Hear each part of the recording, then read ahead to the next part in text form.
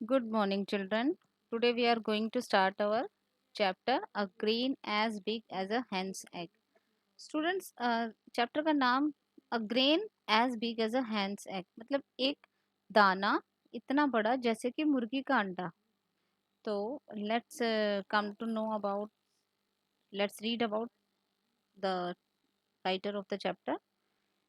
The writer of the chapter is Leo Tolstoy. Was a Russian writer. He was a Russian writer who wrote novels, short stories, essays and plays. उन्होंने novels, short stories, essays और plays सब लिखा था. Tolstoy also wrote about education and the changes necessary to make it available to everyone. Tolstoy ने education के बारे में भी बहुत लिखा था और उन्होंने जो चेंजेस होने चाहिए एजुकेशन में ताकि ये सबको मिल सके उसके बारे में भी बताया था. अब ये उनके कुछ दो वर्क हैं जो बहुत पॉपुलर हुए थे. Anna Karenina and War and Peace are recognized as Tolstoy's masterpiece and appreciated for their realistic description of life in Russia. In in two works के लिए उनको बहुत सराहा गया था और उन्होंने इन चीज़ों में अपनी रशियन लाइफ को डिस्क्राइब किया गया था, उनकी real life. Okay, let's start with the chapter now. Okay. Here the introduction is given in the beginning of the chapter. Written by Leo Tolstoy. This chapter was also written by Leo Tolstoy in 1886.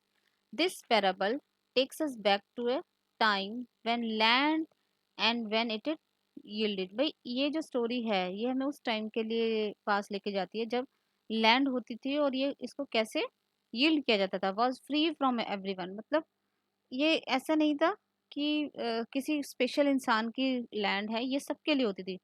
Should one live by one's labor? Should one live by one's own labor and be content with it? और I what others produce? हर कोई इंसान अपने labour से खुश था, satisfied था और एक दूसरे की नज़र किसी पर होती ही नहीं थी. Let's start. One day some children found in a ravine. Ravine is called deep narrow valley. A thing shaped like a grain of corn. एक बार कुछ बच्चों को घाटी के अंदर वैली के अंदर एक चीज मिली जो कॉर्न का जो दाना होता उसकी शेप में थी. With A groove down the middle. भाई आपने गेहूं का दाना भी देखा है, कॉर्न का दाना भी देखा है, उसके वो बीच में से दबा हुआ होता है, एक लाइन होती है. तो वो विद ए ग्रूव, ग्रूव होता है बीच की जो लाइन थी, down the middle but as large as hen's egg. लेकिन उसकी एक स्पेशलिटी क्या थी, वो जो दाना था वो मुर्गी के अंडे जितना बड़ा था.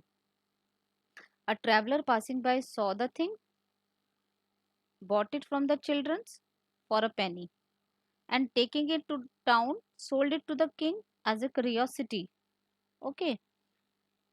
अब वहां से एक ट्रेवलर, एक यात्री जा रहा था, उसने उस चीजों को देखा, बॉट इट, खरीदा बच्चों से एक पेनी में और उसे टाउन लेके गया, वहां पे सोल्ड कर दिया, बेच दिया वहां के राजा को एज ए क्यूरियोसिटी. क्यूरियोसिटी मतलब कोई इंटरेस्टिंग चीज दिखाकर कि भाई बहुत अजीब है.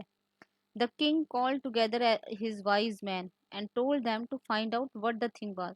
अब राजा ने अपने सारे बुद्धिमान आदमियों को बुला लिया, वाइज मैन मतलब बुद्धिमान आदमी, और उनको बताया कि इसका पता लगाएं कि भाई ये क्या चीज है.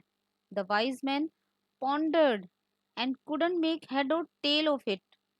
अब जो जितने भी वाइज मैन थे उन्होंने बहुत सोचा, pondered is deep thought, but couldn't make head or tail मतलब उसके सिर पैर का कुछ पता नहीं लगा पाए. But they didn't understand of the thing till one day when the thing was lying on a window sill. तब तक तो पता लगा ही नहीं पाए. एक दिन क्या हुआ कि वो जो दाना था वो विंडो सिल पर रखा हुआ था. A hen flew in. एक मुर्गी अंदर उड़ के आई and pecked at it. और उसके ऊपर चोंच मारने लगी. Till she made a hole in it. जब तक उसने उसमें छेद नहीं कर दिया, होल नहीं बना दिया. And then everyone saw that it was a grain. फिर सबने देखा कि ये सच में एक दाना ही था. ठीक है, अनाज का दाना. अब वो अनाज कौन, गेहूं, कुछ भी हो सकता है. The wise man went to the king and said it's a grain of corn. Wise man राजा के पास गए और उन्होंने बताया कि ये कौन का दाना है. The king was surprise and ordered the learn man to find out when and where such corn had grown. King ने ऑर्डर दिया कि सभी जगह पता लगाओ जाकर कि ये ऐसा दाना कब और कहाँ उगाया जाता था. The learn man pondered again, उन्होंने फिर से सोचा, and search in their books, अपनी बुक्स में सब जगह देखा, but could nothing about it, but could find nothing about it, लेकिन उन्हें कुछ नहीं मिला कि ये कब उगाया जाता था और कहाँ। So they return to the king and said, we can give you no answer, इसलिए वो राजा के पास आए और उन्होंने बोला कि हम आपको इसका कोई जवाब नहीं दे सकते। There is nothing about in in our books, हमारी बुक्स में इससे रिलेटेड कुछ है ही नहीं। You will have to ask the peasants, आपको किसानों से पूछना होगा। Perhaps some of them may have heard from their fathers when and where grain grew to such a size, क्या पता वो किसान बता सकें कि भाई उनके फादर या उनके फोर फादर्स के टाइम में कब ये दाना कहाँ और कैसे उगाया जाता था, शायद उनके पेरेंट्स ने उनको स्टोरी सुनाई हो, स्टोरी इस तरीके के दाने की। सो the king gave order that a very old peasant should be brought before him, इसलिए राजा ने ऑर्डर दिया कि बहुत पुराना पीजेंट, बहुत बूढ़ा किसान जो बहुत ओल्ड एज का हो उसे बुलाया जाए, शायद वो बता सके। And his servants found such a man, और उस राजा के जितने भी सर्वेंट्स थे, नौकर चाकर थे, सब उनको एक ऐसा आदमी मिल गया, and brought him to the king, और उसे राजा के सामने पेश किया गया। ओल्ड एंड बेंट, वो बहुत बूढ़ा था और झुका हुआ था। अ शाई पेल एंड टूथलेस, वो बिल्कुल कमजोर था, उसके गाल अंदर से धसे हुए थे और उसके दांत भी नहीं थे, टूथलेस था। He just manage with the help of two crutches to totter into the king's presence, वो बस मैनेज कर रहा था अपने आप को खड़ा होने के लिए, टू क्रचेस, दो बैसाखियों के सहारे, to totter into the king's presence, totter means लड़खड़ाना, लड़खड़ाते हुए खड़ा हुआ था राजा के सामने। The king showed him the grain, राजा ने उस आदमी को, उस किसान को वो गेहूं का या कौन का दाना दिखाया, but the old man could hardly wait, could hardly see, लेकिन वो ओल्ड मैन इतना बूढ़ा था कि वो उसे देख भी नहीं पा रहा था, उसकी आईसाइट बहुत वीक थी। ही टुक इट हाउएवर, फिर भी उसने उसे उठाया, and felt it with his hands, और उसने अपने हाथों से उसको फील किया। द किंग क्वेश्चन हिम, राजा ने क्वेश्चन किया उससे, क्या क्वेश्चन किया, can you tell us old man where such grain as this grew, कि उन्होंने पूछा कि क्या आप हमें बता सकते हैं कि इस तरीके का दाना कब और कहाँ उगाया जाता था। Have you ever bot such corn और सोन सच इन योर फील्ड, क्या आपने इस तरीके का दाना कभी अपने खेतों में बोया या काटा है। The old man was so deaf, old man उसको सुनाई भी नहीं देता था सही से, that he could hardly hear what the king said, इसलिए उसे बहुत कम सुनाई दिया। And the only understood with great difficulty, और उसने ये सब कुछ समझा बड़ी मुश्किल से जो राजा ने कहा। No, he answered at last, आखिर में उसने जवाब दिया, नहीं। I never sowed nor reaped any like it in my fields, मैंने ना तो कभी ऐसा उगाया और ना ही कभी ऐसा बोया अपने खेतों में। Nor did I ever by any such, और ना ही मैंने ऐसा कभी खरीदा, ना कभी ऐसा खरीदा, ना बोया, ना काटा। When we bought corn the grain were always as small as they are now, जब हमने कॉर्न्स खरीदे थे तब भी उनका साइज ऐसा ही था जैसा आजकल है। But you might ask my father, लेकिन आप मेरे फादर से पूछ सकते हो, he may have heard where such grain grew, हो सकता है उन्होंने कहीं सुना हो कि इस तरीके का दाना कहाँ उगाया जाता है। So the king sent for the old man's father, इसलिए राजा ने उसके फादर को बुलाने के लिए भेजा। He was found and brought before the king, उसको भी, वो भी मिल गया, और उस बूढ़े किसान के फादर को भी लेके आया गया राजा के सामने। He came walking with the one crutch, अब जो उस बूढ़े किसान के फादर थे वो कैसे आए, एक बैसाखी के सहारे। बूढ़ा किसान ने तो दो बैसाखी के सहारे आया था, लेकिन उनके फादर एक बैसाखी के सहारे। The king showed him the grain, राजा ने उनको भी ग्रेन दिखाया, and the old peasant who was still able to see took a good look at it, और वो जो ओल्ड पीजेंट था, यानी उस बूढ़े किसान के जो फादर थे, वो अच्छे से देख सकते थे, उन्होंने अच्छे से देखा उसको। And the king asked him, can you not tell us old man where corn like this used to grow, क्या आप भी नहीं बता सकते हमें कि इस तरीके का दाना कहाँ उगाया जाता था। Have you ever boat any like it, क्या आपने कभी ऐसा खरीदा है, और सोन एनी इन योर फील्ड, और बोया है अपने खेतों में।